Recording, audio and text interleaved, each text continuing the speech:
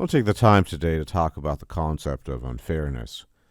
And what ultimately prompted me to make this video were some recent discoveries concerning the University of Pennsylvania, Ivy League university in the United States, many would be familiar, and their medical school.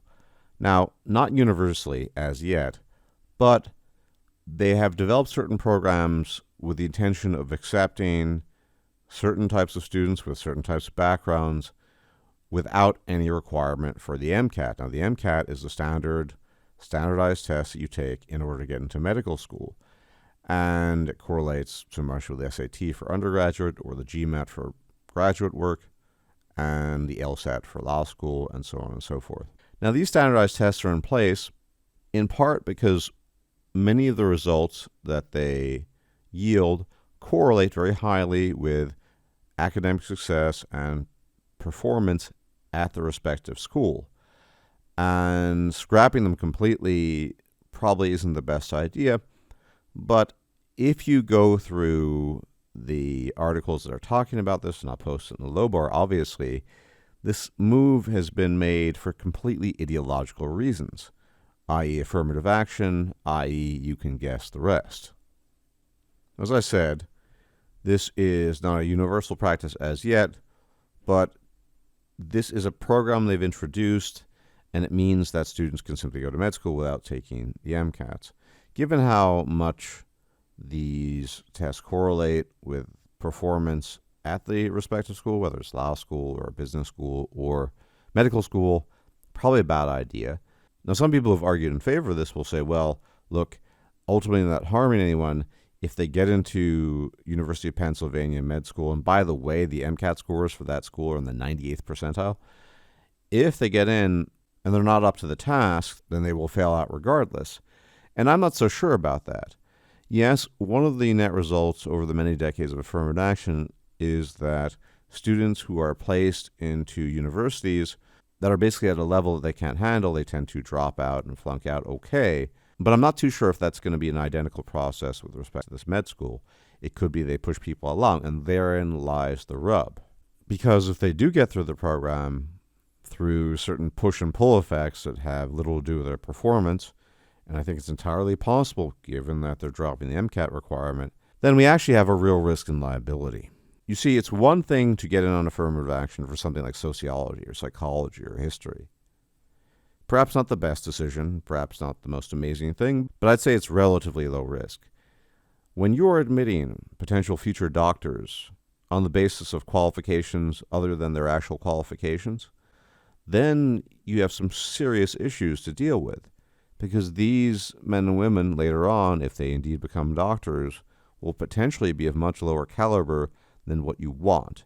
And this program they've introduced is setting a precedent. If it spreads throughout the United States, and I think there's a good likelihood it could because of woke ideology, then it sets a precedent and it also damages everyone involved.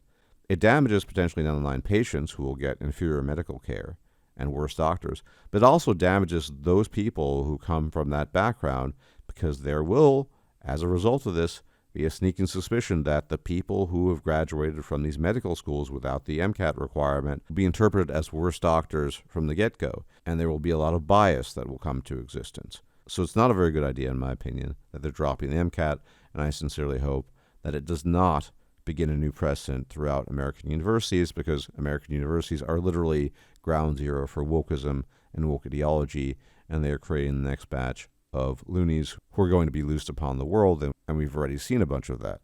But I want to piggyback off of that to our broader topic, namely the topic of unfairness. Now, no one who is sane would claim that life is fair. Life is universally unfair from top to bottom. There's not a single thing in life that's actually fair, right? Nothing is fair in life, because everyone is starting with different variables, and not a single person has earned those variables. Whatever the issue might be, maybe you're born really smart, other people are born really dumb. You're born really ugly, other people are born really attractive. You're born into a wealthy family, other people aren't, and so on and so forth, right? So life is fundamentally unfair. And throughout human civilization, humans have attempted to remedy this. Humans have tried to fix the problem of unfairness to varying degrees. but we don't have a solution. If unfairness is a universal quality in human existence, then it stands to reason that nothing can actually fix it. We cannot repair the unfairness of the world. Sometimes we try, and sometimes those attempts, minor attempts, are not necessarily a bad thing. Giving to charities, helping people out who are down on their luck, and so on and so forth. People do this. It's not a solution, but it's an attempt at mitigating the overall levels of unfairness. Okay, fair enough. But even given the variable of universal unfairness in human existence, we still need to live with that. A, because there's no good solution, and B, because you don't want people, referring to what I was talking about prior, who are incompetent and not up to the job, doing that job. I mean, if you heard, for example, that for whatever reason, pilots who fly planes on various American airlines were now being admitted on the basis of much lower qualifications, whatever the reason might be, ideological or affirmative action, and people would say, well, we're trying to level the playing field. These pilots who are now flying, they came from disadvantaged backgrounds, and we needed to give them a chance. Well, maybe some of them are actually up to scratch. Maybe some of these pilots are pretty good, but a lot of them won't be.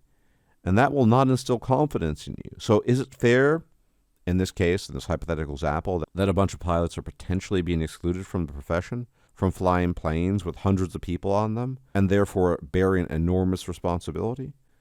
Well, it's not fair. It would be great if everyone were capable of being a pilot, and yet you still want those really competent pilots to remain competent, even though no one, neither the poor pilots nor the competent pilots, did anything to actually earn their position. They are, at the end of the day, the result of a never-ending concatenation of deterministic events that resulted in their existence. And some people in life really, really draw the short straw when it comes to a host of things, and other people draw really long straws. And none of it is fair, and yet you still want really competent people, smart, capable people, to do the jobs that really matter, especially when these jobs involve a great deal of responsibility, frankly speaking, such as being a pilot, such as being a doctor, such as being anything that involves human life. You could argue, as I said, for other subjects it matters less. Although I do think the argument universally applies, it certainly applies far more when it comes to human life and responsibility as it occurs in such professions that I mentioned. Medicine, being a pilot, being a firefighter, which is also why there's an issue with women being firefighters, because they're probably not up to the task, and lives are on the line. And this is why we not only have to tolerate universal unfairness in life, because it's just the fundamental quality of human existence, but in some cases we actually have to encourage it. We have to encourage certain forms of unfairness because those outcomes lead to better results for everybody.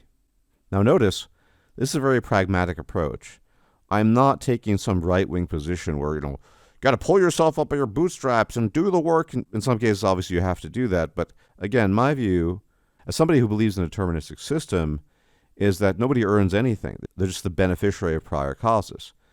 But even given that, we sometimes need to encourage certain forms of unfairness because they lead to better results for everyone involved. And I don't think this is the path forward, the one that they're suggesting at the University of Pennsylvania. It would make much more sense to ask the question, how can we mitigate and somewhat limit unfairness without making things worse for everybody else? In this case, I'm talking about lives on the line, right? And I don't think we have a good solution to that. But what's being presented here is not a good solution, I don't think, at all. And I think anyone who's reasonable and thinks about this in a reasonable manner would likely agree. So yeah, life is universally unfair, and we have to live with it. But scarily enough, sometimes we have to encourage it, because some people are just better qualified than others, and some people are just better at certain things than others.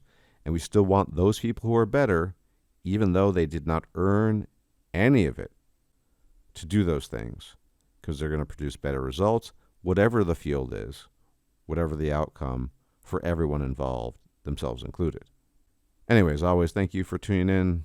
Please leave a like, comment, share, subscribe, all that YouTube jazz. And if I'm still alive, I'll check you out later. May the gods watch over you. Have a pleasant forthcoming weekend. Take care. Bye-bye. If you liked this video, please like, share, and subscribe. And if you enjoy my content, please consider making a donation or becoming a patron. Thanks for watching.